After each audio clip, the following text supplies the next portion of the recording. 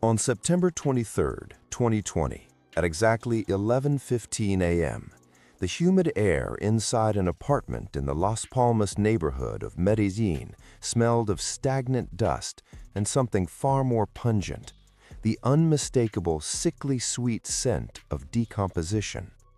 A sledgehammer swung. The sound of fracturing concrete echoed through the small room as the tool connected with a hollow-sounding wall near the dining area. Within minutes, everything changed. As the plaster crumbled, a flash of blue plastic appeared. It wasn't a pipe or a structural beam. It was a bag. And inside that bag sat a fortune that had been dead for nearly 2 decades. But this was never just about a lucky find in an old apartment. It was about the final decaying remains of a financial empire that once held a nation hostage. It was about the psychological obsession of the leftovers, the family members and ghost hunters who spent 30 years breathing in the dust of a dead man's secrets, hoping to find a miracle in the masonry.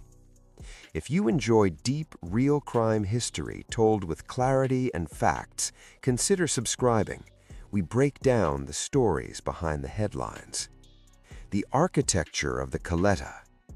To understand why Nicolás Escobar, the nephew of Pablo Escobar, was tearing apart his own walls in 2020, you have to understand the sheer logistical nightmare of the Medellin cartel's peak years. By the late 1980s, the cartel was moving so much product that the money became a physical burden. We aren't talking about bank accounts or wire transfers. We are talking about tons of physical paper, billions of dollars in $5, $10, and $20 bills. The cartel had a specific name for these hidden stashes: caletas. A caleta wasn't just a safe, it was an architectural feature. They hired specialized masons, men who were often killed after the job was done, to build false walls, hollowed-out floors, and reinforced ceilings. They hid money in the frames of sofas, inside the linings of curtains, and beneath the soil of orange groves. For 30 years, Nicolás Escobar had been haunted by a vision. He claimed he could feel the presence of his uncle's ghost in the properties he inhabited. But the truth was more grounded in cold, hard observation. Nicolás had lived in this particular apartment for 5 years. He noticed that every time he sat in a specific corner, there was a strange draft, a whisper of air that shouldn't have been there. He began to watch the shadows. He noticed a slight discoloration in the plaster. This is the psychological reality of the Escobar legacy. The survivors aren't just living in houses, they are living inside a giant urban treasure map. Every crack in a tile could be a sign. Every hollow sound in a wall could be the end of their financial struggles.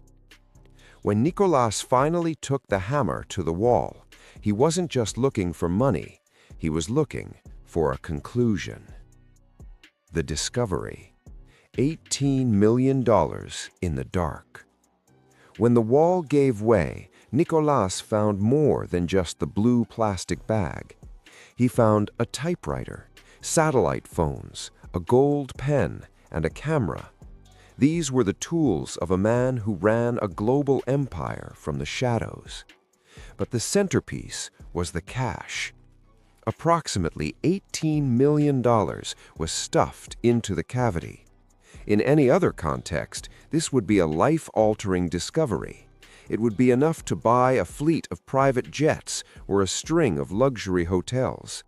But as Nicolás reached in to pull out the first bundle, the reality of the Escobar curse set in. The money didn't feel like money, it felt like wet mulch.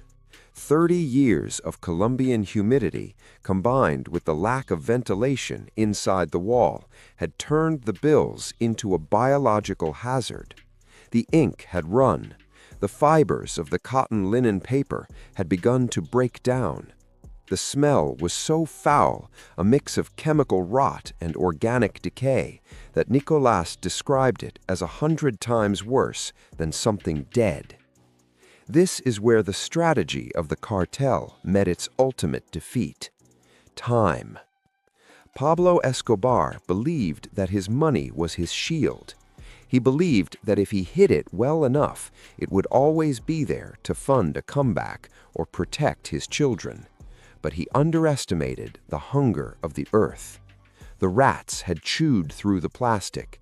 The moisture had seeped through the concrete. The $18 million wasn't a fortune anymore. It was a museum piece of a failed dream. Why did it take 30 years to find? This is a question that fascinates investigators and psychologists alike. After Pablo's death in 1993, a group known as Los Pepes, people persecuted by Pablo Escobar, and the Search Block systematically dismantled his properties. They tore up floors. They used ground-penetrating radar. They found hundreds of millions, but they missed this wall. The psychological pressure on the Escobar family members who stayed in Colombia is immense. They are viewed with suspicion by the government and with greed by the criminal underworld. Nicolas Escobar has claimed that he has been kidnapped and tortured in the past by people who believed he knew the locations of the great coletas. Imagine living for 30 years with a target on your back, while you yourself are hunting for the very thing people are willing to kill you for. Nicolas claimed that he found the money through paranormal means, that a man in a suit appeared to him and pointed to the wall. Skeptics, however, suggest a more tactical reality. In the world of the coleteros, knowledge is the only true currency. It is likely that someone, a former guard or a construction worker, finally talked. But this is where everything changed. The discovery didn't bring relief. It brought a legal and financial nightmare. Under Colombian law, found treasure of this nature linked to criminal activity is subject to seizure. Furthermore, the spoiled nature of the cash made it nearly impossible to launder. You cannot walk into a bank in Medellin with $18 million in rotting, stinking bills and ask for a deposit. When the sun sets over the valley of Medellin today, there are still people who walk through the old neighborhoods with a hammer in their hand and a hope in their heart. They listen for the hollow thud. They look for the strange drafts. But they forget the lesson of the 2020 find. They forget that the earth always wins. Pablo Escobar thought he was building a legacy out of stone and silver, but he was actually building a graveyard of paper. The $18 million in the wall was the last message from a man who had more than he could use, more than he could hide, and more than he could defend. It was a reminder that when you break the concept of value, the value eventually breaks you. And this was only the beginning.